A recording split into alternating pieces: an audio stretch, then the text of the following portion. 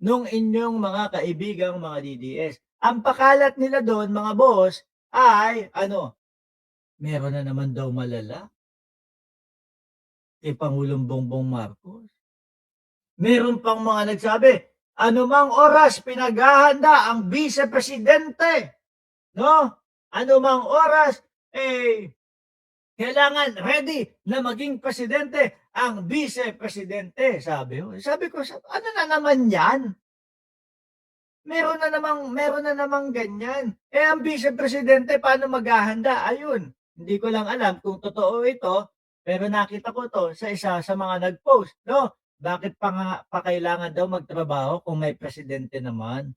Kaya ang Vice Presidente pala, laboy-laboy, lamye-lamyerda, 'no, pa-selfie-selfie doon sa ano, sa dahig na wala na tayong ibang nakita mga bossing, kung hindi, puro bring him home.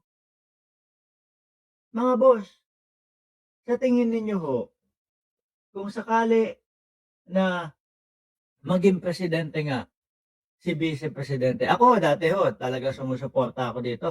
Pero sa nakikita ko ngayon talagang sabi ko, minsan napapaisip na ako, hindi kaya may wangwang ang Vice Presidente sa ulo?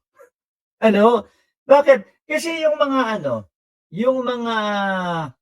yung mga pinagsasasabi niya sa mga press conference, yung mga, hugot ulo, tapon bangkay sa West Philippine Sea, yun po yung mga salita o yung mga hindi dapat mong ipinaparinig sa kapwa mo Pilipino o doon sa mamamayang Pilipino, lalo't lalo na ikaw ay Vice Presidente o matutulog na daw si Miel R. ng Ceresa Force. O good night sa'yo. 'Di ba? Ako, mga bossing, sabi ko sa inyo, ano ang kahihinatnan ng ating bayan kung sakali na ang Vice Presidente ang maupo? Nakita nyo pa, usaping China lang ho, mga bossing.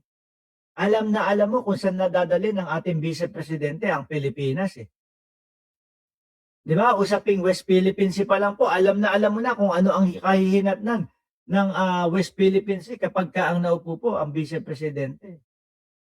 Ngayon pakalat sila ng pakalat na malala na daw ang pangulo, malala na ang pangulo. Hindi pa itong mga ito, nadadala doon sa mga kapwa nila vlogger, doon sa mga kapwa nila, mga DDS na nakasuhan. Bakit 'to?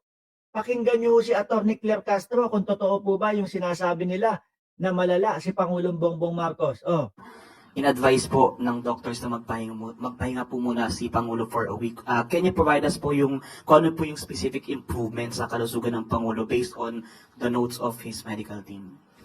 Ngayon po, umaten po siya sa oath-taking po ni General Natatis Jr. Kaya masasabi po natin na gumaganda, umiigi, umaayos pa ang kalusugan ng Pangulo. Matapos oh, umattend sa oath-taking ni General Nartates. Siguro naman kung malala yun, nakaratay yun, malamang sa higaan. Sabi ni Jojo D. Alicando, PBBM, Best President of the Philippines. Sabi ni Music Story, alam Mark, sobrang galit ko sa Duterte family, kumukulo ang dugo ko dyan sa mga Duterte. Konting kuluan nyo lang po. Ano, baka ma-high blood naman po kayo. Ha? Ito, tuloy, oh. Paano, sira na naman yung mga pinagkakakana at pinagkakakalat ng mga DDS na malala si Pangulong Bongbong Marcos. Yan na lang ba talaga ang chance ninyo para mapababa si Pangulong Bongbong Marcos? Aba, baka 2028 na. Oh, baka baka June 31 na, 2028, hindi nyo pa din napapababa si Pangulong Bongbong Marcos. Ano na, paano po kasi ang hirap ng laban nila? Yung laban ho nila, puro ka-fake newsan at puro ka-pekean lang ho, mga kababayan. po siyang ma-diagnose ng doktor patungkol sa diverticulitis. Wala po ba siyang name-mention? Ulitin ko ho mga bossing. Nung narinig ko, nabalitaan ko yung karamdaman ni Pangulong Bongbong Marcos na putik na yan. Ano ba Tagalog dyan? No? O ano ba shortcut niyang diverticulitis? O ay, ganun pala, madali naman. Diverticulitis. O. Diba? Nung narinig ko po yan, mga bossing, ang sabi ng eksperto, antibiotic lang. ang solusyon diyan, no? Kung may malalaman, operasyon. Pero hindi life threatening ho, mga boss chief amo, sir. Ngayon, saan kaya hinuhugot nitong mga damuhong mga DDS na ito yung kanilang mga pinagsasasabi na mga ka-fake newsan, no? Ako ho, naniniwala ako umaabot na sila sa punto na maggaganyan, na magpe-fake news, na mamamatay si BBM, na ganito na. Kasi yan na lang ang nakikita nila na paraan ho para makaupo si Vice Presidente sa pagka-presidente. Hinuhugot nila sa China. Yung ka-fake news yan. Totoo. Sabi ni Ma'am Daisy Almenario, prayers for BBM. Kung nakakaramdam po ulit siya ng mga pain or any pananakit sa katawan. Sa akin, personally po, wala po. One last lang, ma'am. May kumalat din po kasi na message yesterday to some reporters saying the president's acute diverticulitis has deteriorated severely due to drug use. Nagkaroon din umano na Yan na naman. Kailan ba matatapos yan? No? Paggamit na yung pinagbabawal na gamot. Puro ganun na lang ba?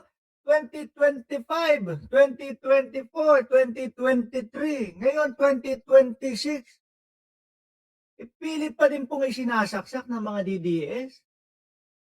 Yung sinasabi nila na matagal ng issue laban kay Pangulong Bongbong Marcos ang paggamit ng pinagbabawal na gamot. Yung nagpakalat niyang puto, Bongbong, magpapasko na ho kasi mga kababayan. Kaya layo pa! January pa lang pala hindi. Ibig ko sabihin, katatapos lang ho kasi ng Pasko, mga bossing, no? Kaya namimiss ko yung puto Bongbong. Ayan. Alam niyo mga kababayan, yung nagpakalat niyan, ano ang nangyari doon sa nagpakalat? Sige nga, kung updated kayo, ano nangyari doon sa nagpakalat ng pulburon video? Ano ang naging hatol? Hoy, sabi ni Sir Roque almost uncensored mode. Hindi tayo aabot dyan ngayon, no? Sige nga, ano ang nangyari doon sa nagpakalat ng pulburon video? Sir Roque, nabalitaan nyo na? No? Nung nakita ko yung balita, nasa kalagitnaan ako ng tulog eh. Sabi, si Roque daw na-disbar na. Nakita ko si Larry Gadon. Sir Mark, sabi ni Bongson na life-threatening daw. Yeah, bahala siya sa buhay niya. Alam mo naman yung mga yung matanda na yan eh. Kung ano-ano mga pinag-iimbento. Sino ba ang na-stroke si Roque? Uy, hindi. No, kanina may nakita ko eh. Parang sandali. Si Roque, disbar